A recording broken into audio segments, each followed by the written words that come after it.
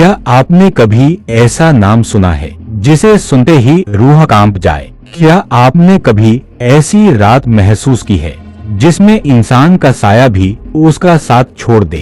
तो संभल जाइए, क्योंकि अब आप पढ़ने जा रहे हैं ब्रह्म पिशाच की वह कहानी जो सदियों से बंद थी। एक गांव, टूटी हवेली और एक श्रापित आत्मा जिसे लोग ब्रह्म पिशाच कहते थे। कहा जाता था कि उसकी परछाई भी मौत को न्योता देती है, लेकिन एक जिज्ञासु युवक ने इस डरावने रहस्य की खोज करने की ठानी। दोस्तों, आप देख रहे हैं रहस्यमयी काली दुनिया, जहां मिलती हैं आपको सबसे डरावनी, सिहरन पैदा कर देने वाली कहानियां। अगर आप भी हॉरर पसंद करते हैं तो लाइक और सब्सक्राइब जरूर करें। गांव के लोग जब रात ढलने लगती थी तो दरवाजे बंद कर देते।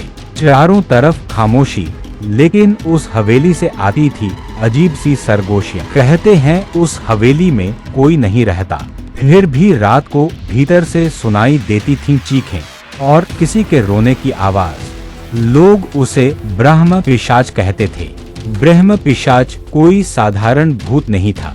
कहते हैं वह एक ऐसा तांत्रिक था जिसने मोक्ष पाने के बजाय अमर होने की साधना की, पर साधना अधूरी रह गई। उस अधूरी साधना ने उसे श्रापित कर दिया।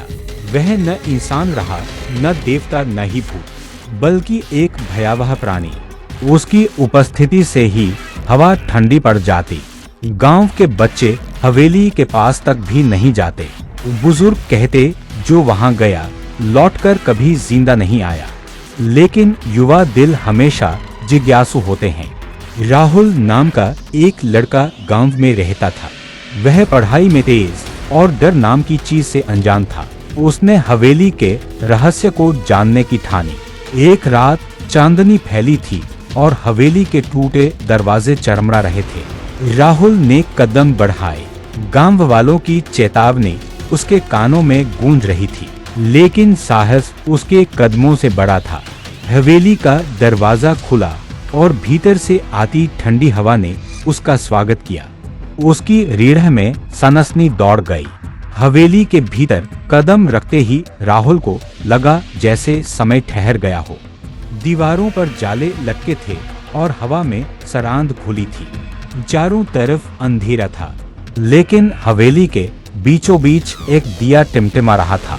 यह देखकर राहुल चौंक गया, क्योंकि यहाँ कोई इंसान नहीं रहता था। उसकी सांसें तेज हो गईं। हर कोना अजीब सा लग रहा था, जैसे कोई अदृश्य शक्ति उसे देख रही हो। उसके कानों में धीमी फुसफुसाहट गूंजने लगी। वापस जा, वापस जा। यह आवाज जैसे हवेली की दीवारों से आ रही थी। राहुल ने साहस जुटाकर कदम और आगे बढ़ाए। दिल धड़क रहा था। फर्श की हर ईंट जैसे उसके पैरों तले चीख रही थी। टूटे खिड़कियों से आती हवा के साथ अजीब सी परछाइयां हिल रही थी। अचानक एक दरवाजा अपने आप खुला। चरमराहट इतनी भयानक थी कि राहुल का दिल कांप उठा, लेकिन उसके जिज्ञासु मन ने उसे रुकने नहीं दिया।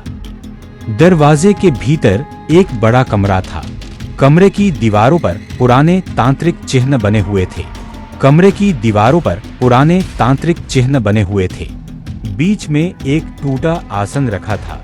उस आसन पर सूखी राख पड़ी थी, लेकिन जैसे ही राहुल करीब पहुंचा, राख हवा में उड़ने लगी, मानो कोई अदृश्य शक्ति जाग उठी हो। राहुल पीछे हटना चाहता था। वह कमरे में कैद हो चुका था। वह कमरे में कैद हो चुका था। अब उसे चारों तरफ से कदमों की आहट सुनाई देने लगी। अदृश्य पैरों की आवाजें। उसकी रीढ़ की हड्डी बर्फ जैसी ठंडी हो गई। राहुल कमरे में बंद था। चारों तरफ अदृश्य कदमों की आवाज गूंज रही थी। उसका दिल तेजी से धड़क रहा था, लेकिन जिज्ञासा डर से बड़ी थी। अचानक अंधेरे से एक परछाई उभरी। लाल आंखें, लंबे बाल और सड़े चिथड़े। वह ब्रह्म पिशाच था, आधा इंसान आधा दैत्य, पूरा श्राप। उसकी उपस्थिति से हवा ठंडी पड़ गई। दीवारों पर उभरे तांत्रिक चिन्ह चमकने लगे। कमरे में डर और शक्ति का मिश्रण भर गया। तू क्यों आया है यहाँ? पिशाच की आवाज गूंजी।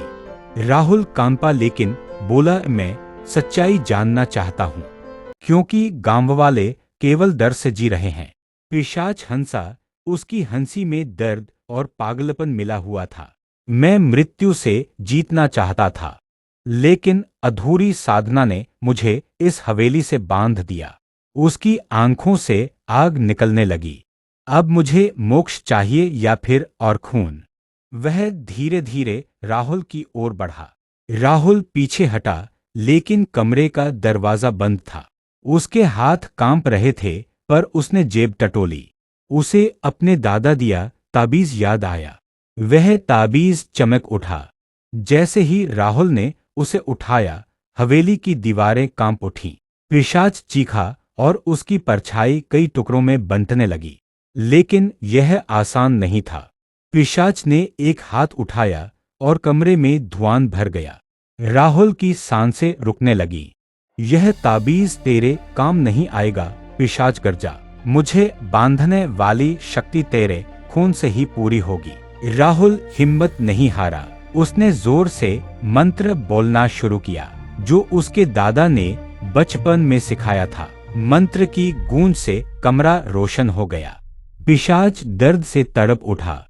उसकी लाल आंखें बुझने लगी, जैसे सूरज ढल रहा हो।